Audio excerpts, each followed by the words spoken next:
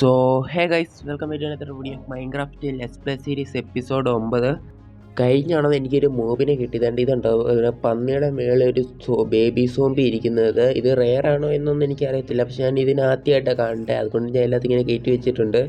കഴിഞ്ഞ എപ്പിസോഡ് നമ്മളൊരു melon farm set ആക്കിയായിരുന്നു. പിന്നെ ഞാൻ അതിനെ കുറച്ചും കൂടെ ഒന്ന് അപ്ഗ്രേഡ് ആക്കി ഇപ്പം മെലണായിട്ട് ഇതുകൊണ്ട് ഇങ്ങനെ മെലണായിട്ട് വരുന്ന രീതി ഓട്ടോ ക്രാഫ്റ്ററൊക്കെ വെച്ച് സെറ്റ് ആക്കിയായിരുന്നു. കാരണം എന്ന് വെച്ചാൽ ഇത് നമുക്ക് സ്ലൈസ് ആയിട്ടാണ് വരുന്നതുകൊണ്ട് പെട്ടെന്ന് ഈ ഡബിൾ ചെസ്റ്റ് നിറഞ്ഞു. അതുകൊണ്ട് ഞാനിപ്പോൾ ഇങ്ങനത്തെ ഒരു സെറ്റപ്പിലാക്കിയിട്ടുണ്ട് ഓട്ടോ ക്രാഫ്റ്റ് വെച്ച്. അതുകൊണ്ട് നമുക്ക് ഡയറക്റ്റ്ലി ചെന്ന് മെലൺ എടുത്ത് ട്രേഡ് ചെയ്യാൻ പറ്റും. ഏതാണ്ട് ഇതിൻ്റെ അകത്ത് ഇപ്പം ഇത്രയും മെലൺ ഉണ്ടെന്ന് വെച്ചാൽ 3-4 ഡബിൾ ചെസ്റ്റ് നിറച്ച് മറ്റേ സ്ലൈസിൻ്റെ അത്രയും കണ്ട് വരും. പിന്നെ ഞാൻ അവിടെ ലൈറ്റൊക്കെ കത്തുന്ന രീതിയിലൊക്കെ സെറ്റാക്കി.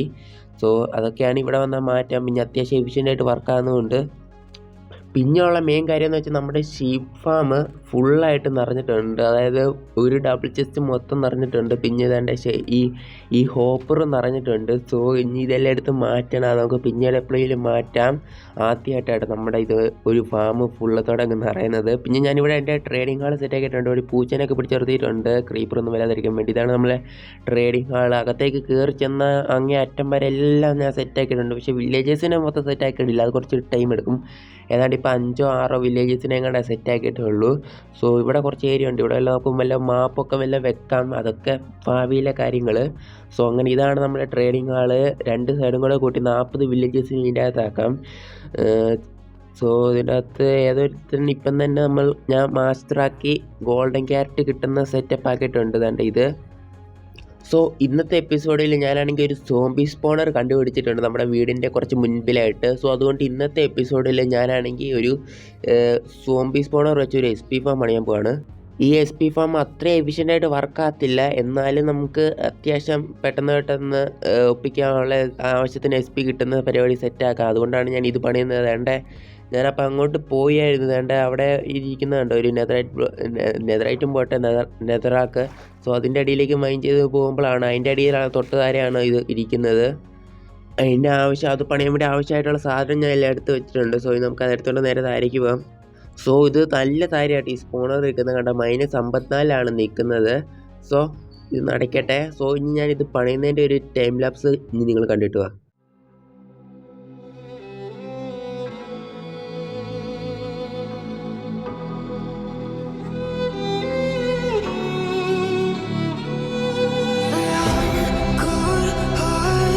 But I'm just getting started. My eyes on the target. No, no.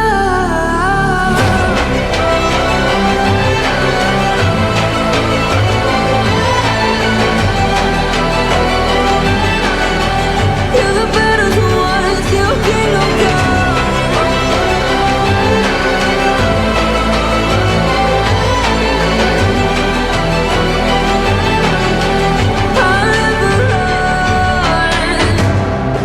To give me your loyalty, 'cause I'm taking the world, you'll see.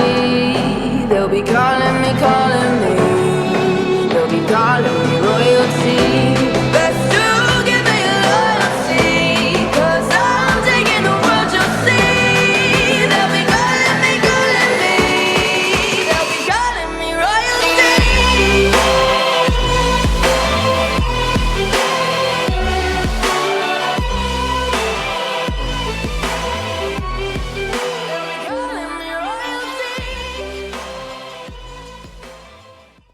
After കുറച്ച് നേരത്തേക്ക് ശേഷം നമ്മൾ ഇതങ്ങ് പണിഞ്ഞ് തീർത്തിട്ടുണ്ട്. ഇതിലെ ഒരു ഡിസഡ്വാൻറ്റേജ് എന്ന് വെച്ചാൽ നമ്മൾ ഈ സോംബി വന്നു പറഞ്ഞാൽ കുറച്ച് ഏറെ നേരം അടിക്കേണ്ട വരും. കാരണം എന്ന് വെച്ചാൽ ഇത് നല്ല താരമായതുകൊണ്ട് നമുക്ക് കില്ലിംഗ് ചേമ്പർ അടിയിലേക്ക് ഉണ്ടാക്കാൻ പറ്റത്തില്ല. കാരണം ഇത് അടിയിലേക്ക് ഇനിയും മെയിൻ ചെയ്ത് പോയ ബെഡ്റോക്കാണ്. സോ അതുകൊണ്ട് ഇതിങ്ങനെ നേരെ ഒഴുകി വരും. എന്നിട്ട് നമ്മൾ ഡയറക്റ്റിൽ ഇങ്ങനെ അടിച്ചടിച്ച് കൊല്ലണം. അതേപോലെ നമ്മുടെ സോഡിന് മെൻഡിങ്ങും വേണം. എൻ്റെ അതിനകത്ത് മെൻഡിങ് ഇല്ല, അതുകൊണ്ട് ഉടനെ മെൻഡിങ്ങും കൂടെ ഒന്ന് സെറ്റാക്കണം. അതും കൂടെ കഴിഞ്ഞാൽ എല്ലാം സെറ്റാണ്. സോ ഇത് എത്രമാത്രം എഫിഷ്യൻ്റായിട്ട് വർക്കാകുന്നുണ്ടെന്ന് വെച്ചാൽ ഇത് ഞാൻ ശരിക്കും നമ്മുടെ മറ്റേ എൻചാൻറ്റ്മെൻറ്റ് ടേബിളിൽ നമ്മുടെ ആർമർ ടൂൾസൊക്കെ ഒന്ന് മെൻറ്റ് ചെയ്ത് സെറ്റാക്കി എടുക്കാൻ വേണ്ടി മാത്രമാണ് ഞാൻ ഇത് സെറ്റാക്കുന്നത്. അല്ലാതെ വല്ല കാര്യത്തിനൊന്നുമല്ല. പിന്നെ നമ്മുടെ റോട്ട ഫ്ലഷ് കിട്ടാനും, അല്ലാതെ വേറെ ഗുണമൊന്നുമില്ല ഇതുകൊണ്ട്.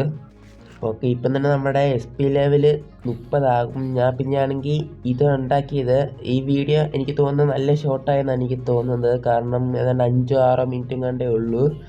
സോ അല്ലാതെ ഞാൻ വലിയ കാര്യത്തിനായിട്ടൊന്നും ഉണ്ടാക്കിയതല്ല. നമുക്ക് ഈ SP ഫാം അത് ഞാൻ പിന്നെ പെട്ടെന്ന് ഉണ്ടാക്കി എന്ന രീതിയിലാണ്. ഞാൻ വലിയ വേറെ കാര്യമൊന്നും ഈ വീഡിയോ ഞാൻ ചെയ്യുന്നില്ല.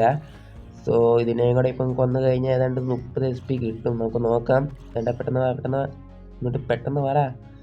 സോ എൻ്റെ സോഡ് നോക്ക് ബാഗും കൂടെ ഉണ്ട്, അതാണ് ഏറ്റവും വലിയ വിഷയം. അതങ്ങോട്ട് തെറിച്ച് പോവും. ഓക്കെ, അങ്ങനെ 30 SP ലെവലാക്കിയിട്ടുണ്ട്. Let's go. ഇനി നമുക്ക് നേരെ തിരിച്ചു പോകാം.